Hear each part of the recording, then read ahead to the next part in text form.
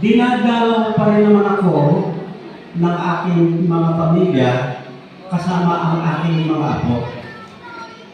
Sa loob-loob ng reporter, ang layo naman ng sagot. Ngunit ng doktora niya, doon na hinuha ng reporter, matagumpay na siya. Bakit? Ang tagumpay niya sa pagiging ama sa kanyang pamilya ay siya nang naging batayan para maging isang matagumpay na politiko. Bakit? Kung paano niya minahal ang kanyang pamilya, ganon din niya minahal ang kanyang pinaglilingkurang bansa. Ano po kahalagaan po niya?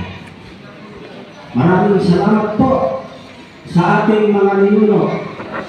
Bagaman yung first generation, umuwi na po silang lahat sa ating Panginoon.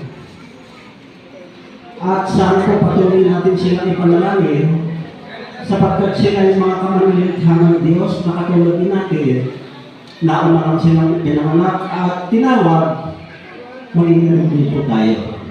Second generation po kami ng na. Pero, unti-unti ay sumisibol ang mga dahon na ito, katulad po ngayon, pangatlong pagkakataon na. Alam niyo po yung Diablo, pilit na inaagaw tayo doon sa magagandang bagay na ikararaman natin una sa Diyos at sa ating pamilya. Nagkaroon ng krisis. Marami na po ang magpaplano, huwag na ituloy. Huwag na tayong pumunta. Ang diesel ka ay 150. Sa diesel pa lang, malaking gastos na. Hindi naman tayo kumita. Pero iba talaga. Totoong tayo ang nagtatakda, ang Diyos ang siyang magbibigay katuparan ito. Nanaiging Diyos, dumating po kami, dumating po kayo, naganap yung ikatlong pagkakataong pagsitipon-tipon ng magkakamag-anak sa krus. Thank you, Lord. Thank you po sa inyo lahat. Magandang umaga po.